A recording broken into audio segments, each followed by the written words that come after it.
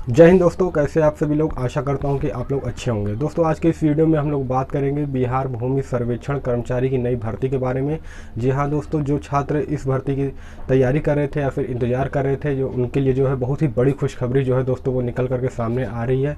तो दोस्तों पूरे प्रूफ के साथ जो है मैं इस बहाली के बारे में आपको बताऊँगा। इससे जुड़े हुए सारी जानकारी, जॉब डिटेल्स जो है कि वैकेंसी कब आने वाली है, जो प्रोफाइल क्या रहने वाली है, क्या सैलरी रहेगी, एज रिलैक्सेशन क्या रहेगा, सब कुछ। तो दोस्तों बिना देर के हुए आइए इस वीडियो को स्टार्ट करते हैं। दोस्तों अगर पोस्ट की बात करें हम लोग, तो 10,101 पोस्ट। जी हाँ दोस्तों, बहुत ही नंबर जो है वो बहुत ही बड़ा है दोस्तों। 10,101 पोस्ट जो है वो निकल करके सामने आ रहा है। ये वैकेंसी दोस्तों पिछले महीने जो है वो सितंबर महीने में ही आने वाली थी, लेकिन कुछ कारणों जो है वो टल गई थी। तो दोस्तों पिछली बार जो वैकेंसी आ रही थी सितंबर में पिछले महीने, उसमें जो है नंबर ऑफ पोस्ट बहुत ही कम थे, लगभग 2500 से 2600 के बीच में थे। लेकिन अब जो वैकेंसी जो निकल करके आ रही है दोस्तों वो 4 गुना, जी हाँ दोस्तों, कम से कम 4 गुना जो है वो ज़्यादा जो है वैकेंसी आपको सामने जो है देखने को मिल रहा है। तो दोस्तों उसमें हम लोग बात करेंगे क्लर्क की, जो है वो 744 पोस्ट हैं। कानून गो की अगर बात करें तो 758 पोस्ट है। आमीन की बात करेंगे दोस्तों तो 8244। जी हाँ दोस्तों, आमीन की सबसे जो है अमीन की जो है जो सबसे ज़्यादा नंबर ऑफ पोस्ट है 8244। इससे पहले जो थी दोस्तों उसमें जो है मात्र 1944 वैकेंसी थी, लेकिन अब की जो इस बार जो निकल करके सामने आ रहा है 8244 पोस्ट। और बंदोबस्त पदाधिकारी की अगर बात करेंगे दोस्तों तो 355। जी हाँ दोस्तों, 355 जो है वो पोस्ट हैं। तो अगर बात कर लेते हैं 35% जो है फीमेल रिजर्व। जी हाँ दोस्तों, इसमें जैसे कि 10,101 टोटल पोस्ट है, जिसमें कि दोस्तों 35% जो है फीमेल के लिए वो पोस्ट रिजर्व है। 35% का मतलब ये लगभग जो है 3600 के आसपास जो है दोस्तों ये समथिंग जाता है, यानी 3600 पोस्ट जो है वो फीमेल के लिए दोस्तों वो रिजर्व है। आगे दोस्तों हम लोग बात कर लेते हैं एज की कि एज क्या रहने वाला है। तो 18 साल से लेकर के 37 साल तक के जो छात्र हैं इस फॉर्म को फिल कर सकते हैं, और जिसमें कि ओबीसी ईबीसी के लिए 3 साल का छूट मिलेगा और एससी एसटी के लिए 5 साल का छूट मिलेगा। दोस्तों कुछ लोग जो होते हैं, कुछ छात्र ओबीसी और ईबीसी में जो है वो अंतर नहीं समझ पाते। तो ओबीसी का मतलब ये होता है कि अदर बैकवर्ड क्लास, और ईबीसी का मतलब ये होता है कि एक्सट्रीमली बैकवर्ड क्लास, यानी कि इसमें क्रीमी लेयर और नॉन क्रीमी लेयर भी आता है। और ये भी डॉक्यूमेंट्स आपको जो है दोस्तों वो बाहर से बनवाना पड़ेगा, यानी कि कैफे से जा करके आप पता कीजिएगा, तो फिर तहसील से या फिर ब्लॉक से जा करके आप पता कीजिएगा।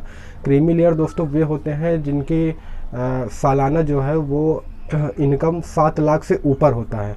ऐसे लोग वो क्रीमी लेयर में आते हैं, और जिनकी सालाना इनकम जो है वो 7 लाख से नीचे होती है, वैसे लोग जो होते हैं वो नॉन क्रीमी लेयर में आते हैं। तो दोस्तों ये भी डॉक्यूमेंट्स जो है वो लगेगा, तो इसको आप ज़रा देख लीजिएगा, बनवा लीजिएगा।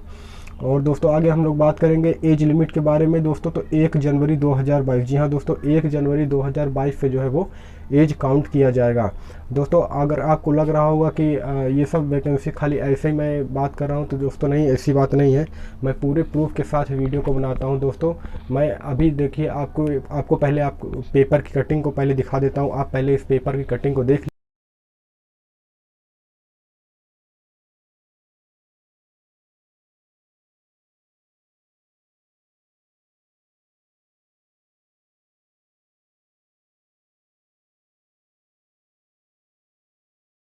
जैसा कि दोस्तों आपने पेपर की कटिंग को देख लिया होगा और उसे शायद वीडियो पॉज करके जो है उसे पढ़ भी लिया होगा कि फरवरी माह तक जो है ये सारी वैकेंसी जो है दोस्तों इनकी वो क्लियर करना है, मतलब कि बहाली भी निकालेगी और इसका जो है वो भर्ती भी जो है आयोग बहुत ही जल्द करवाएगा दोस्तों आगे हम बात कर लेते हैं अप्लाई डेट कब से रहने वाला है। तो 18 तारीख से लेकर के 20 तारीख के बीच में जो है इसका अप्लाई डेट जो है वो आ जाएगा, नोटिफिकेशन आ जाएगा दोस्तों, आपको देखने को मिल जाएगा और अप्लाई भी आप कर सकते हैं इसी महीने अक्टूबर में।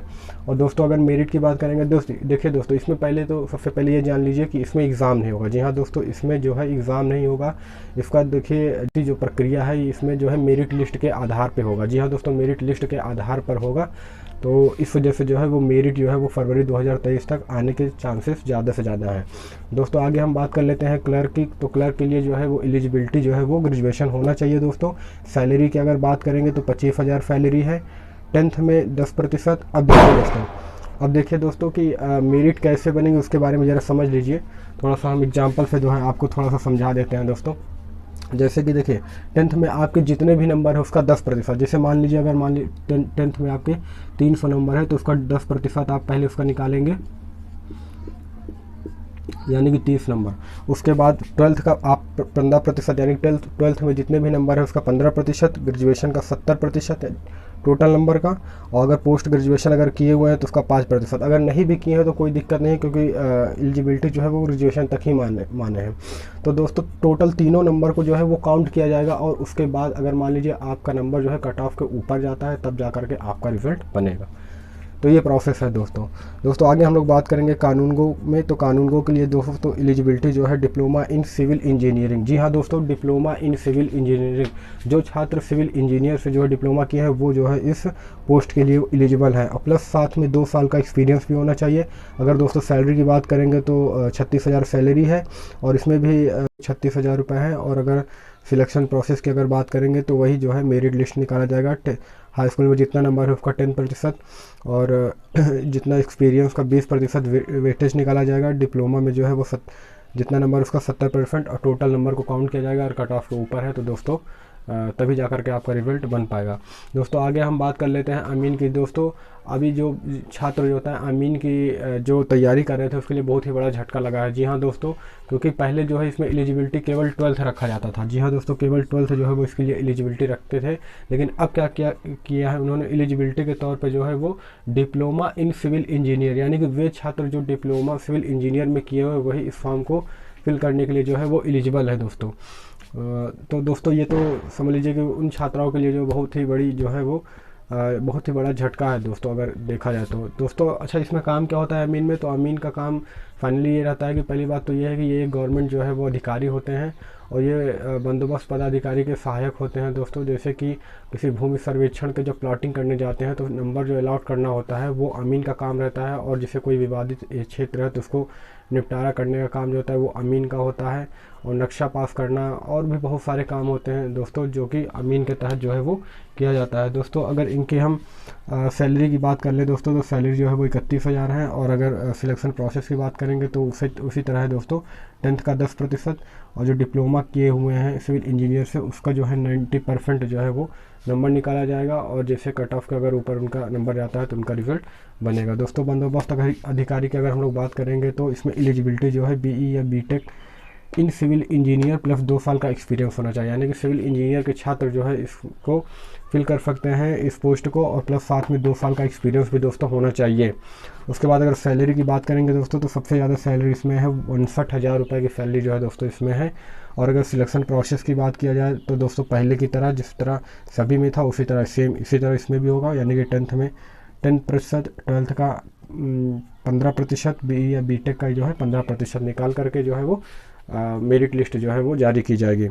दोस्तों आगे हम बात कर लेते हैं जॉब प्रोफाइल की, जॉब प्रोफाइल का रहने वाला है। तो दोस्तों देखिए, संविदा पर आधारित ये जॉब रहेगी। जी हाँ दोस्तों, ये जॉब जो है वो परमानेंट नहीं होने वाली है, संविदा पर आधारित जो है वो जॉब होने वाली है। संविदा अगर बोला जाए तो एक प्रकार से कॉन्ट्रैक्टर के बेस पे जो है वो आप लोग लगेंगे। और दोस्तों इसका जो डेट है 31 मार्च 2024 तक जो है वो एक निर्धारित डेट किया गया है कि तब तक आप जो है वो काम कर सकेंगे, तब तक आपको कोई नहीं निकाल सकेगा। लेकिन दोस्तों बिहार की राज व्यवस्था के बारे में आपको मालूम ही है, वहाँ की पॉलिटिक्स में क्या है। क्योंकि देखिए, अगर मान लीजिए छात्र को निकालेंगे तो छात्र जो है वो आंदोलन कर देंगे, जिसमें होगा क्या, जैसे कि किसानों के लिए कर्ज लेते हैं तो किसान का कर्जा मार से इसी तरह इसमें भी है दोस्तों कि अगर मान लीजिए कि दूसरा कोई अगर राजनेता अगर सीट पर बैठता है तो इसमें होगा ये कि उन लोगों के लिए जो है वो परमानेंट कर देंगे दोस्तों। तो इसमें कोई घबराने वाली वैसी बात नहीं है, आगे चल करके परमानेंट होने की ये चांसेस ज़्यादा है दोस्तों। तो आप लोग जो है वो इस फॉर्म को जो है ज़रूर फिल कीजिएगा दोस्तों। तो ये थी जानकारी दोस्तों बिहार भूमि सर्वेक्षण कर्मचारी नई भर्ती के बारे में, जिसका अप्लाई जो है दोस्तों 18 से 20 तारीख के बीच में, यानी कि 18 से 20 अक्टूबर के बीच में जो है दोस्तों इसका नोटिफिकेशन आपको देखने को मिल जाएगा दोस्तों। तो दोस्तों अगर मान लीजिए आपको हमारी वीडियो अच्छी लगी, अगर इन्फॉर्मेटिव लगे दोस्तों, तो हमारे चैनल को सब्सक्राइब कर लीजिएगा और साथ में बेल आइकन को दबा लीजिएगा दोस्तों। अगर मान लीजिए कोई सवाल हो आपका तो आप कमेंट सेक्शन में सवाल भी कर सकते हैं दोस्तों। हम लोग मिलेंगे फिर किसी नेक्स्ट वीडियो में, तब तक के लिए धन्यवाद।